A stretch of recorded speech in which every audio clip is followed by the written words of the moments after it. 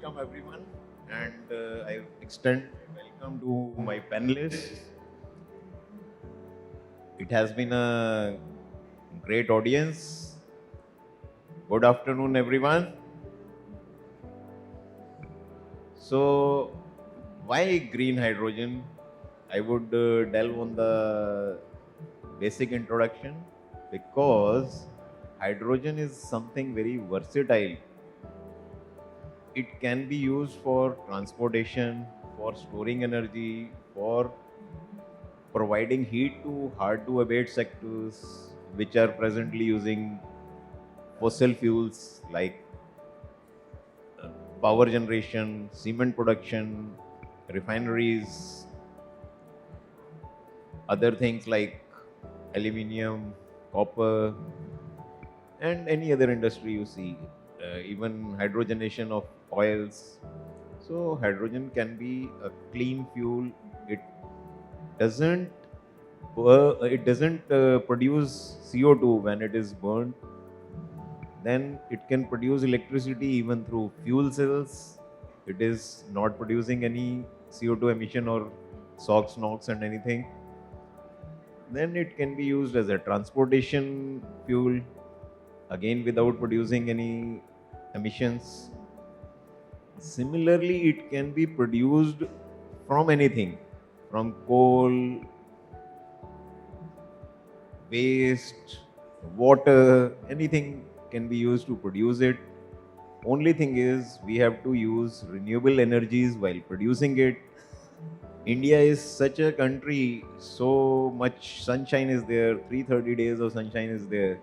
We can use sun to produce even hydrogen directly through concentrated solar power by photocatalytic splitting.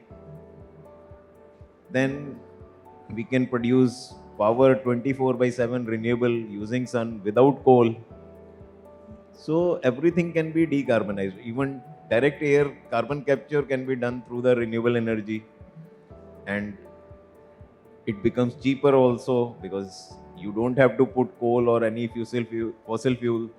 Your prices of energy are fixed because sun is free. So many advantages are there in using hydrogen, and that too from waste to hydrogen. That even if you don't treat your waste, you just keep it, methane is escaping out, and methane is 84 times more potent than CO2. So why not utilize methane?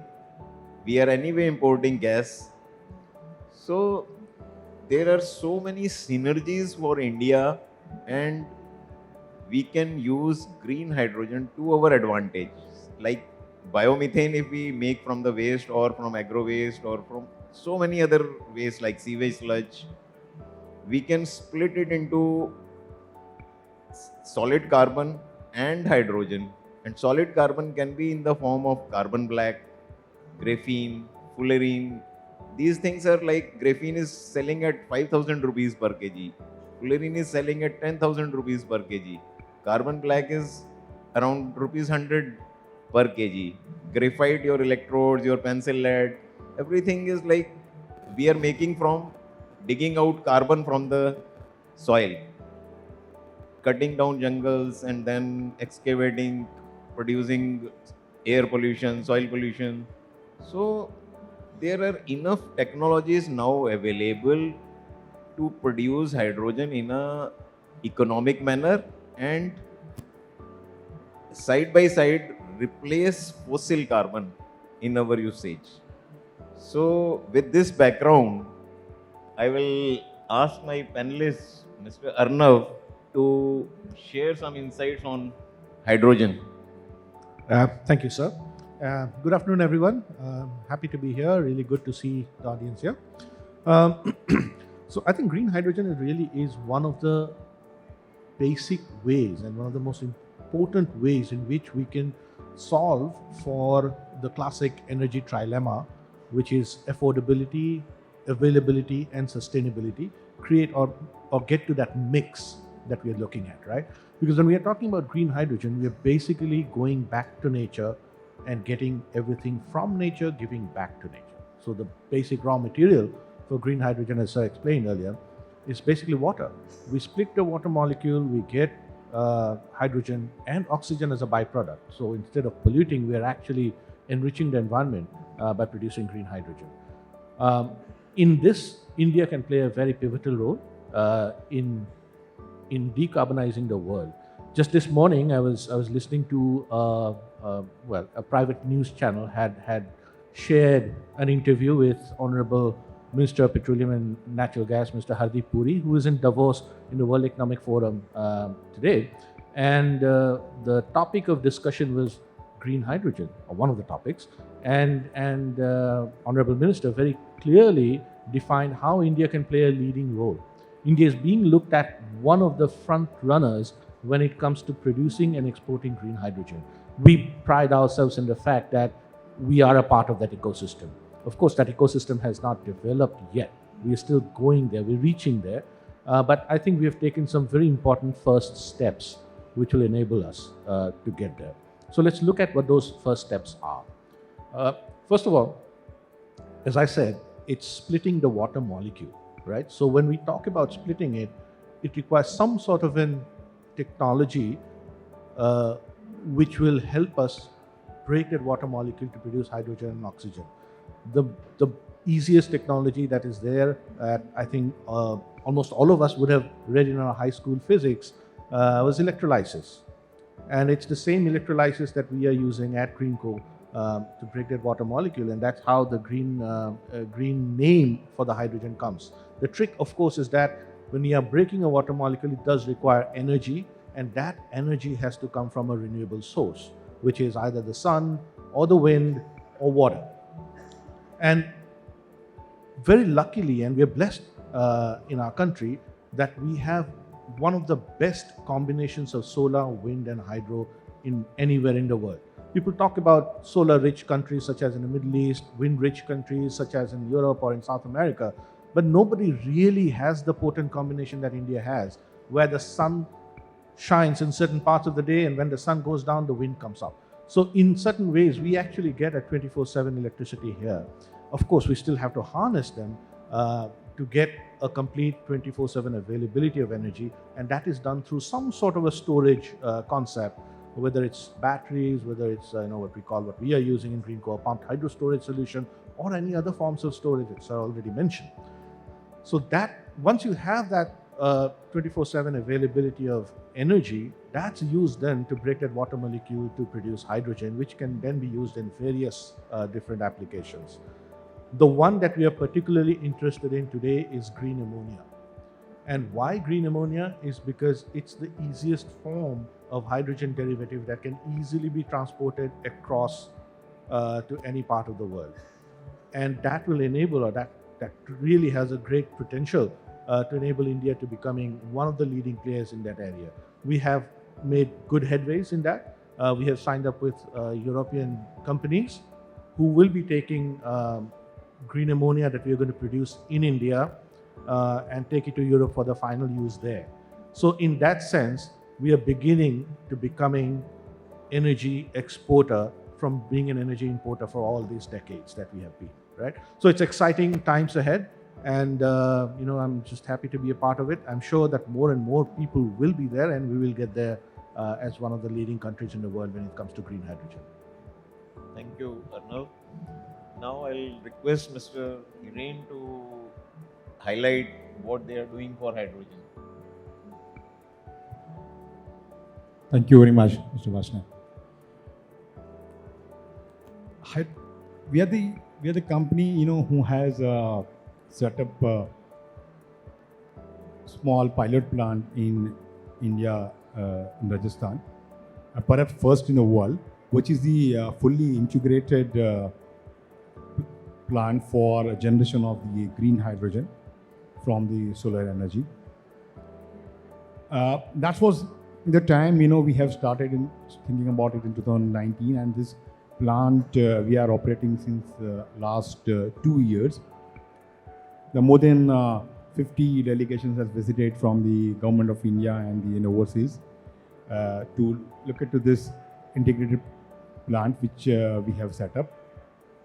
This is a proof of concept plant, and my company is setting up a large scale green hydrogen and ammonia plant in India, Oman, and USA. Why India? India is one such country, as my industry colleague Mr. Sinha said, that is set to export green hydrogen and ammonia to the other part of the world where the renewable resources either not available, or if available then it's not sufficient. And if we look at to the perspective of what's happening in the world in terms of the global warming, if not hydrogen, then what else? I don't think so there is any other solution. Today, hydrogen is taking a center stage in most of the conferences and discussions wherever energy and fuel is being discussed. So we at ACME has decided go for entirely for the green hydrogen. Hydrogen can be made from the fossil fuel as well as Mr. Varshey said, and can be also made from the renewable resources like solar power, using solar power, splitting the water. India is a rich country in terms of the renewable resources. So it provides us a huge opportunity to not only produce green hydrogen for our own consumption, and but for export. So we have been talking to various customers globally, in the Europe, in the farthest countries like Japan, Korea, in the Southeast countries like Singapore, who would be the earliest contender who would adopt green hydrogen and ammonia, where we would be exporting, which we'll be producing in India and Oman and the USA.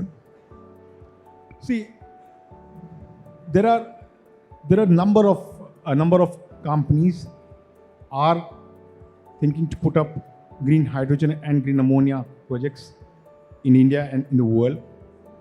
But the kind of demand which is going to become in next 10 to 15 years or maybe 20 years as it started ramping up now is going to be huge. Because this point in time, even if we look at to our own country, that the renewable power size, the contribution in the basket is maybe 10 to 15%. And we need to put up more and more renewable power generation for the cut down on the electricity produced through the fossil fuels. Hydrogen at the same time, there are certain applications where hydrogen, the renewable power or power cannot be used directly. Those are the areas where hydrogen will come into play. So what also we are doing that, we are also talking with various industries in our country where we are planning to supply green hydrogen or to set up the on-site generation plant, because this point in time, transporting electron is far more easier than transporting hydrogen, especially because of in country like us, who has having the one unique grid. I don't think so there is any other country has such a large size grid having more than 300 gigawatt. We can transport or transmit electron from one state to other states. That too, government has providing 25 years of free transmission charges for generation of the green hydrogen. So giving all those benefits, government also came out with the incentive for the production of the green hydrogen recently. So all with these benefits, it is make more sense, that government, industries together, work together to transit from the fossil fuels to the green hydrogen and ammonia. Thank you, sir. Thank you. I will invite Mr. Vijay from HPCL, how they are initiating R&D and promoting new companies, startups in green hydrogen space, and why green hydrogen has come. They are using so much hydrogen, but this is grey hydrogen. They make it from natural gas. For 1 kg of hydrogen produced, grey hydrogen, we are emanating 9 kg of CO2 equivalent emissions. So there is a strong need to make refineries, our petroleum sector away from the fossil and towards greener things like hydrogen, biomethanol, bioethanol, and so many other things which are coming up. Mr. Vijay. Yeah, good afternoon, everyone. Lot of because of global warming, even we too want to reduce our scope 1, scope 2 emissions. So we are going towards greener hydrogen. But one thing what I would like to highlight here, maybe for the forum it will be useful. The hydrogen, the way it is treated outside, like these days hydrogen is used lot of by lay persons. But when you see the number of accidents that happen, more accidents are happening when people are using the refueling station rather than in a chemical plant or a refinery. Now, why is that? What is the difference? It happens. Hydrogen is as dangerous as maybe LPG or electricity. So over a period of time, people have got used to handling electricity and LPG. But hydrogen has not been so much awareness, has not been created for hydrogen because over a period of time, a lot of accidents have taken place in where a lot of lives have got lost. So I just wanted to highlight what is that we do and something which at a refueling station or something people should, or maybe if hydrogen goes to the home, what people should be doing. Like yesterday when the flight was landing, I could see the big fog that is there over Delhi.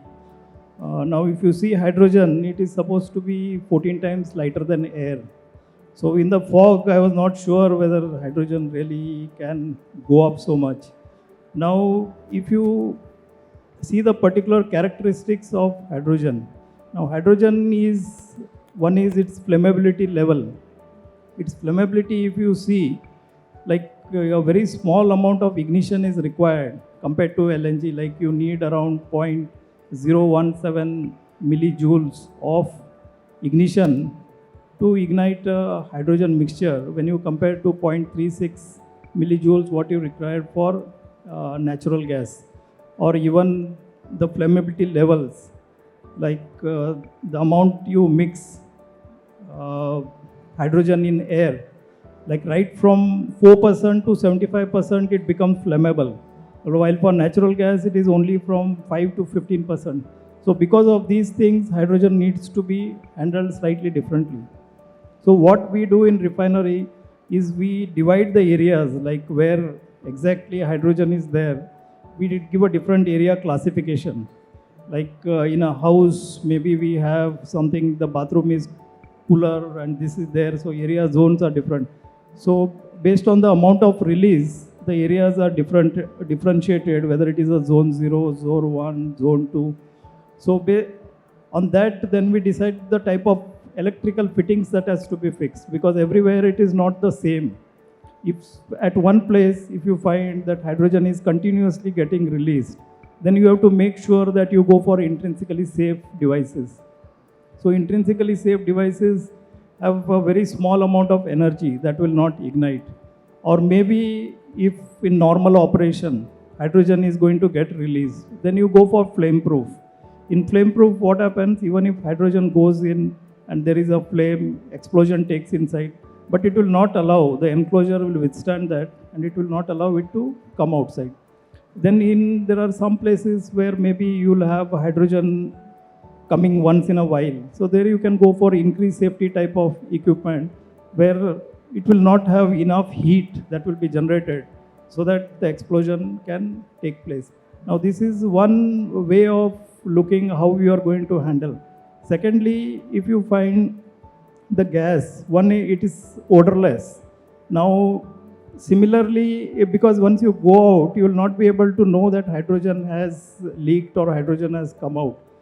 But same thing happens with LPG also. LPG also is odorless. But what happens in refineries, we add some mercaptan to it so that when in a kitchen or somewhere it leaks, people are able to identify. But in hydrogen, we are not able to do it, because if you put some odorant into hydrogen, it will affect the fuel cell. So that is one part where it creates a problem. Another problem is the fire that hydrogen creates, that becomes invisible. So you don't know that there is a hydrogen fire that is happening. And the temperatures, it goes to close to around 2000 degrees centigrade. So if you have to detect a hydrogen leak, you need different type of systems that are there. Like when hydrogen leaks, a lot of ultrasonic sound is created. So you need ultrasonic detectors to pick up that, okay, there is a hydrogen leak. Now there are another type of detectors, they are called sort of point detectors. So you place them there, like they are catalytic type or electrochemical type. Only when the hydrogen goes to that point, it picks up, and based on the hydrogen concentration, it triggers an alarm. Vijay, thank you for your good suggestions on safety.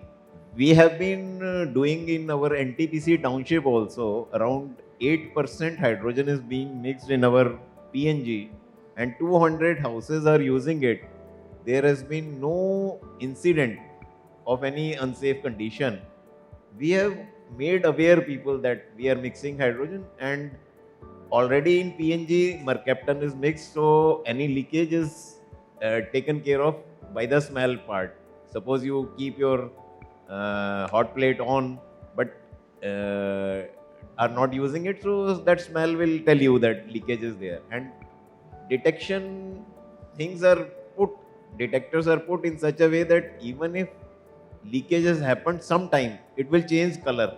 So and later on also you can detect that hydrogen had leaked from here, so you can attend to that.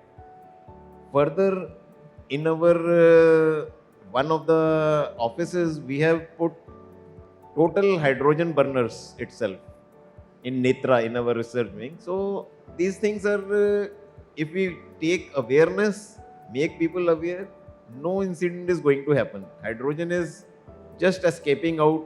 It is so light. So most of the incidents will not even be noticed. Now I will request Mr. Sudhir to tell his experience in hydrogen design, and recently they have Hero Energies have entered into it. Thank you, sir, and thanks for inviting me here. As the topic is smart energy, and I think I will just try to explain, try to delve into it that in case we want to make energy smart, that means first of all we have to be most efficient, and second thing we have to be at the least cost. Then only we, or anybody who is smart means he is doing very efficiently by putting less of cost. So from this perspective, first of all, I will let you know that yes, from design perspective, yes, I think our core panelists have explained quite a bit about in which way you can have the most efficient designing of hydrogen. Before that, I will just take one small thought over it, that in case we want to become the smartest hydrogen producer in India, so what are the perspectives? So like in case you want to make any product, you have to do a kind of SWOT analysis. When we say SWOT, we all know that is a strength, weakness, opportunity, and threats. So if I take India per se, so what are the strengths of India, what are the weaknesses, and then we can move into in what way we can design most efficient product, which is hydrogen or its derivatives. Looking to the strengths, as I think Arnav explained and Hiren also explained, that what is good at India, or Bharat, if I say, so the best part in India is that yes, we have a one grid, not only one grid, but very smart grid, very, very efficient grid, and very complex grid. So that is one of the biggest part, what the biggest strength of as far as we are concerned, which is what we need for hydrogen. Second thing is that yes, we are quite rich in solar as well as wind. This is slightly unique. We are good in both. So these are two big strengths. That means I can wheel my best solar and best wind from the part of India and wheel it over the grid as green electrons to a location where we really need hydrogen. Rather than transporting it over vehicles, over pipes, we can save a lot of cost, which is the number one. Coming to the weaknesses. So we are a developing economy, and you know that as recently is in the news that we have to shell out almost $180 billion by 2030 in case we want to produce 5 million metric tons of hydrogen. So you can understand the kind of capex you need, huge amount of capital you need. We being a developing country, we can't dole out a lot of incentives for us to make everything subsidized, because government has to dole out a lot of subsidies for fertilizer and for development for road, transport, lot many things. Second weakness is that yes, we have major quantity of people who are below poverty line. We have to feed them. That means if we dole out more subsidies, it will be from income taxpayers. And we have purchasing power at the lower level, it will be directly impacting inflation. That means we have to work something differently. Coming to the opportunities, yes, government is giving a lot of incentives, in which case we can really make like we are like IPP sitting here in the government like NTPC, they're trying to push out hydrogen. But the threat is that yes, do we have enough resources? Do we have enough design, enough equipments, enough technology, which will not let us make most efficient, most cost effective, because of all these things, we can export hydrogen, ammonia, methanol to other parts of the world. But to whomsoever you are selling, they are not looking only to us, they are looking all over India. So here, what comes, the smartest part. For example, like you can read the news that yes, now people are trying to export ammonia to even Singapore, to Japan, methanol to lot of shipping. So we as Hero Future are also like working on in what way we can export the derivatives, because exporting hydrogen by itself is not an efficient way. Here comes like till date, or I will say erstwhile, India had been an application-oriented economy, wherein we always adopt the technology and bring it to India, buy it and use it. Number one. Number two, now with the present government, lot of emphasis on Make in India. That means now we are tying up with the best technologies, bringing to India, manufacturing it. That means we are using our own labor, our own metals, own material. That means we are cutting down the cost of all imports. But my pitch is like in one to become the most efficient person, most efficient hydrogen manufacturer, we need to be inventive, we need to be innovative. This is, as of now, we are slightly lacking. We are still not an innovation-oriented economy. We can see there is a lot of startups. Numerous startups, we're proud to be one of the biggest startups in the world. But most 90% of startups are in IT, software, which will not help us out in making us a kind of an economy which is invention or innovation oriented. Let me give one example, which I keep on giving in all panel discussions. We know that we keep on saying that for making green hydrogen, you need RE, you need your electrolyzers, and then you need compression, you need storage, and maybe ammonia synthesizer and a lot more things. But the weakest link out of all is electrolyzer. Why? Because it is only 60 to 65% efficient.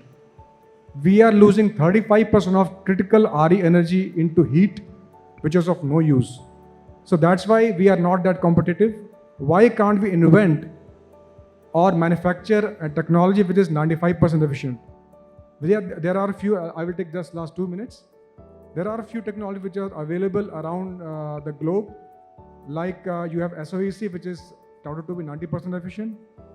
2 technologies, one in Israel, one in Australia, which is invented, which is told to be extremely efficient, 95% and low cost, all the way at tier level 2 or 3. So we as Indian, we have a lot of IITs, we have high level institutes like you can say Indian School of Science.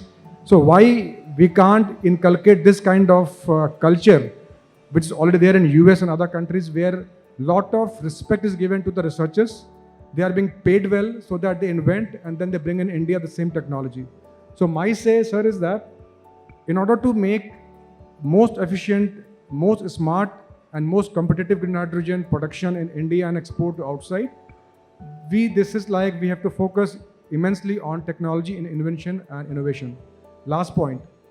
We as Hero Future Energies, what we are doing, we are about to start a pilot project in next few months, wherein we are going to blend hydrogen with LPG. As of now, people have done blending of hydrogen with CNG, PNG, but we are working and we will be up and running directly injecting blended hydrogen, blended LPG, let me say, into the gas furnace or into an aluminum alloy furnace. So that's we are working. That's an update, and we're also working on in what way we can keep on thinking big and export to the other markets. Thank you. Thank you, Sudhir ji. All this discussion has made my work easier. Now I will connect all the points. Like Mr. Sudhir has pointed out, we have to innovate better in electrolyzers. This is true. Hisata in Australia is doing it at 95% efficiency. Similarly, the RE part which he said, actually PV and wind are giving us infirm renewable power. Infirm renewable power, even if we have a target of 500 gigawatt of infirm renewable power, that is not going to help decarbonizing our electricity. It will be hardly 10% of the overall grid, electricity in the India grid.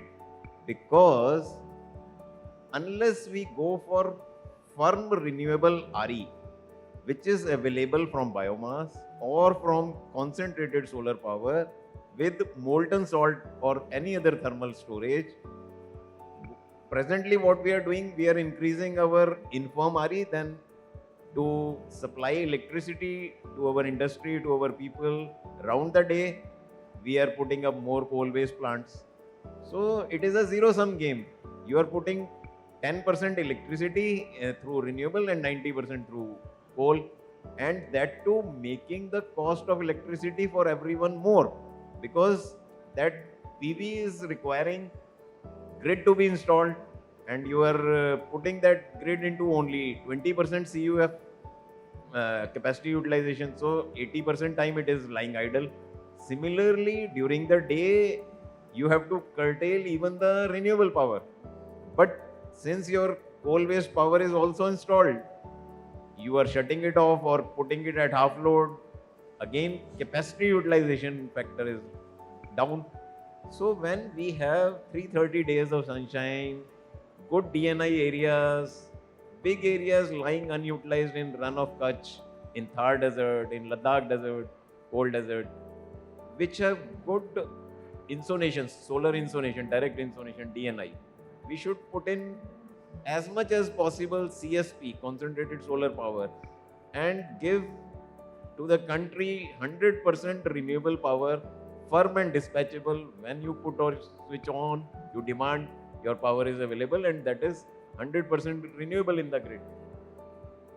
This will help in cost reduction of hydrogen also. Since RE is only giving us 20% CUF, our electrolyzer CUF, which is 30% cost of the hydrogen, it is being utilized only 20% time. So with firm RE, that too without coal, and that too with better utilization of assets, our RE cost can be less than rupees 3 per unit. This firm and renewable power.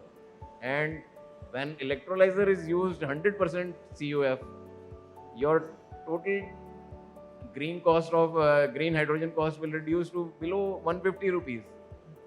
So there are innovative ways. We should first think like how to structure the business modeling and then use it. Similarly, it is not necessary that we use only electrolyzers. We have waste so much available. We can make hydrogen through that. This I also started with saying that we can make biomethane from waste, then split it and make value-added products. Hydrogen will be nearly zero cost. Similarly, there is microbial electrolysis. With microbes, we have already microbes in the country which eat waste and produce hydrogen, and no cost is involved. So these technologies should be encouraged, and for this, academia, industry, startup collaboration, financing institution collaboration should be there. In our country, if you want early to start intermediate stage funding, nobody is there. Even public sector will not support because there is risk involved. But that risk is hardly anything. If you encourage 10 startups with such new technologies, why these IT startups are coming but mechanical or other things startups are not coming? Because it involves money, capital investment, but that is not available. In IT, you don't have to do any capital investment. You just apply your brain and put some programs and you are well off. So that part is taking off. In Israel, what they do, if you want some early to stay intermediate start funding, they will give you free money. You don't have to even return it. But if your thing is successful, you return the money, that too without interest. So all these innovations and this develop fast. And by the way, Israel is the highest patent holder country in the world. Similarly, we have so much sunshine with CSP. There is a technology in CSP which is called Big Dish. In this, we can have 2000 degree centigrade temperature also. At this temperature, easily with small catalyst also, water splits into hydrogen and oxygen. So there is no cost involved. Only thing is applying our strengths in a proper manner, and with indigenous technologies, we can provide hydrogen very simply at next to nil cost. And if we do all this, we take care of waste, we take care of our health because no pollution is there. And when the cost of hydrogen comes down, everybody, even the refineries, will take that hydrogen. Why they will go for grey hydrogen at 120 rupees or 140 rupees per kg? So, and India is such a country, we want to be energy independent by 2047. And we have so many things, we are wasting the waste and importing the gas, coal, and petroleum products.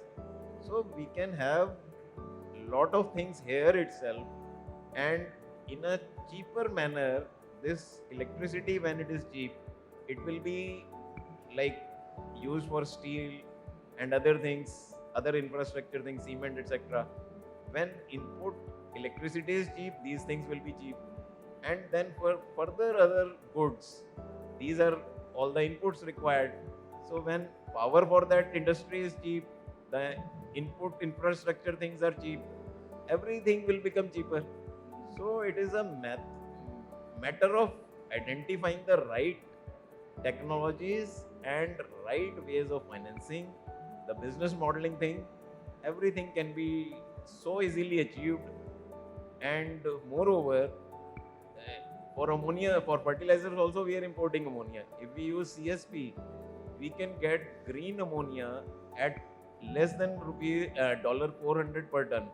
Present price of even grey ammonia is $800 per ton. And that varies with the price of natural gas. So here we are fixed up for 100 years in a rate which can be so cheap fertilizers. So there are so many other things also, like we need not even split water into hydrogen where we have to apply it for burning or heating applications like for steel plant or power generation. We can simply put some energy, say for hydrogen, water splitting through hydrogen, we need around 60 units of electricity per kg of hydrogen. But with oxyhydrogen, because for combustion we need oxygen also and hydrogen also. So if we put 10 units of electricity in a HHO electrolyzer, oxyhydrogen electrolyzer, that generates brown gas, and that brown gas can be used for all the combustion.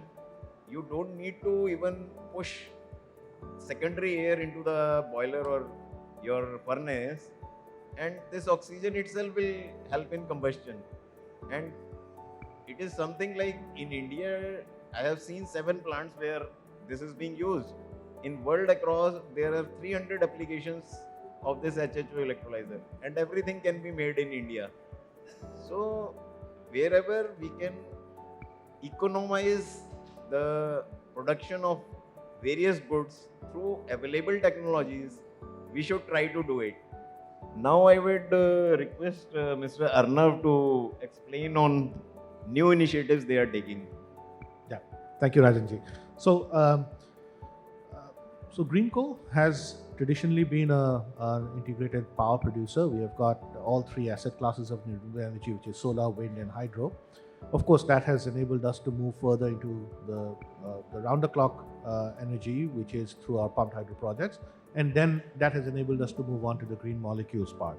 So we've started with green ammonia projects. Our plan is to have 5 million tons of green ammonia production in the country in the next 5 years. So that's plan number one. Of course, for that, one of the main raw materials is electrolyzer. And we have joined hands in a JV with John Cockerell, a Belgium-based electrolyzer manufacturer, one of the largest electrolyzer manufacturers in the world. So that has enabled us to get the technology into the country and start producing electrolyzers in-house. These are alkaline electrolyzers, and we hope that this will be one of the most efficient alkaline electrolyzers in the world at a price which will be as competitive as anywhere else, including our neighbors. Right? So that's what we plan to do in terms of ammonia, of course. Then the other thing is green hydrogen. With the refinery sector opening up toward adoption of green hydrogen, I'm very proud to share with you that Numaligarh Refinery Limited in Assam, they came up with a 20 megawatt green hydrogen tender, which we won. That project is under execution at this time. So that will hopefully become the first green hydrogen plant in the country.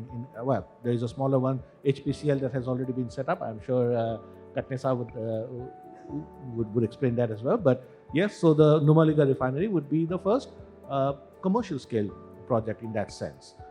We are also looking into expanding further into the green chemicals sector, moving on from ammonia into other derivatives of hydrogen, including methanol, including caustic soda. There are a whole lot of chemicals that can be greened through green hydrogen, and that's something that we are looking at. In fact, we are in advanced stages of setting up such plants in the country. And then at some point in the future, we do have hopes of expanding this business into international manufacturing as well. So over the next 5 to 7 years, till 2030 definitely, we hope to become one of the key players in the industry when it comes to green hydrogen sector. Thank you. So all these initiatives are there, but what we need is stable and bold policies from government. They should not change while your project is being put up, your finances have been tied up, and in between you find that day before yesterday there was like food, corn, etc. cannot be made for biomethanol. Previously it was even sugar can be made for bioethanol. Now bagasse only can be used. So what these 2G plants will do unless we have stable and bold policies? I think to that, I would like to add, that's a very key question that we get asked, especially when it comes to international off-takers. They ask a question, what if tomorrow India's policy changes? Because India has a very large domestic demand of energy. So when we are exporting energy through green ammonia or any other derivative of hydrogen, would there be a possibility that the government tomorrow can say, oh no, we need it for domestic demand, hence you cannot export from now at this point onward? And that's a very big concern that people internationally have shown us, and that's where we need the support from the government. So far we have received that support as well, that export and domestic consumption would be treated separately. They need to be treated separately. Of course, we need to become domestically self-sufficient as well, but the two don't necessarily go the same way. There may need to be a little bit of a different strategizing that needs to take place to cater to the domestic demand versus international, and we should be able to keep that distinction in mind. Similarly, there was an initiative I had been spearheading, that intermixing hydrogen in, it is called hydrogen blending in CNG. 50 buses were run from Rajghat bus depot, TTC buses, for 6 months. Excellent reports were there, 0 CPM, SPM, 80% reduction in hydrocarbon emission. So NOx were also reduced, efficiency was also increased, but there is no support. After 6 months, that project is down, and there is no change in CNG buses. only tuning was done, minor tuning. So such initiatives we take, but they should be supported, and we should have a ecosystem which is there to support cleaner and greener things. Now, ACME is also taking certain initiatives. I would like ACME to introduce their initiatives. Yeah, thank you, Mr. Vasne. Yeah, I mean, large part of the application industry colleague Mr. Sinha has covered, but there is no end to taking initiatives because this is the industry at the nascent stage, and hydrogen being such a chemical, or a molecule which can be used not only for energy but also production of the chemicals, or it also can be used as a fuel in the furnaces. So one of the initiatives which we have started taking with the industries who are using natural gas is a direct firing in furnaces, to replace that, to blend first to start with, blend it with the hydrogen, those gas, and to burn it, and to see how that perform and how quickly it can be replaced to 100% of the hydrogen in place of natural gas. Other thing, like we've been supporting certain initiative which has been taken by countries like Japan, where they are blending ammonia with the coal for generation of the power. This is a large scale project which is being done in Japan by the various companies, and we've been supporting by way of having the discussions with them, where we can be a supplier to them for the ammonia. As far as the projects are concerned, other than the India, we've been also taking initiative to set up a project in other countries where it can be the hydrogen and ammonia can be produced at the very, very competitive rate. And one of them country is like US. We have a project in the state of Texas, in the port of Victoria, where we would be setting up the green ammonia plant for around 1 million ton per annum. We've been also taking initiatives in various derivatives in hydrogen other than ammonia. One of the derivatives, which is methanol as well. Ammonia and methanol are the only two options, as I know, this point in time, to replace fuel oil in the maritime industry. And as per the International Maritime Organization, IMO has set up a target in 2050 to replace the fuel oil completely. And most of the shipping companies, large shipping companies in the world, are targeting to replace fuel oil by 2040. So that's one of the major initiatives we are taking, because maritime industry or the... Thank you, Hiren ji, for highlighting your initiatives. And now I will summarize the discussion. Actually, organizers are saying for 5 minutes. If there are any questions, we can have 1 or 2 questions also. Yeah. Can we have the mic here?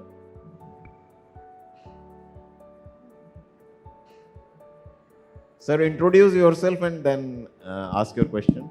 Hello, I am S.C. Agarwal, working for the development of my native village, and I want to reduce the cost of power to consumer 2 rupees 0 per unit. Is there any organization or company or something from where I can get some funding like CSR? Only 2 crore rupees per megawatt will be the cost to the company or to the consumer, to the organization. So organizations are there, and our rules specify that 2% of the profit of certain big organizations beyond certain profit have to be spent in CSR. Now it is up to you how you present your project and get funding from them. Can I contact you to funding my project? Actually, again I am saying we have to explore. Like NTPC is supposed to put 300 crores every year in CSR with respect to profits we earn.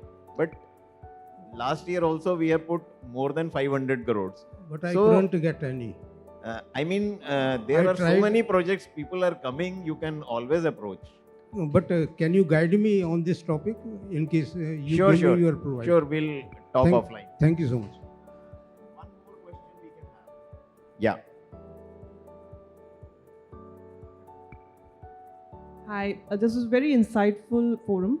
I'm an ESG and sustainable finance consultant and advisor. My question is that aren't we too late in this industry? I mean, solar energy was identified like 30 years ago when I was also growing up, and now we are also ignoring the tidal wave part of the green energy. So our focus is on hydrogen, considering that of course it had same impact as nuclear energy that is being tapped, and we are also looking at lithium batteries. However, kinetic Honda was introduced like again 30 years ago. So aren't we a little slow, or India was waiting for overseas market to emerge first and then take a lead? There's still not many companies in this field, and there is not much of investments happening. Actually, it all boils down to encouraging our academia and startup and industry collaboration and easier intermediate stage funding. People are doing certain things, but they are not able to scale up because of lack of intermediate stage funding. So things are moving now, becoming better. Individuals have put their family offices and bringing in such finance. So things will improve, but it takes time here at least. So this is the reason. Otherwise, we are not late. We are at the right time, and we can be like what they have invested in research.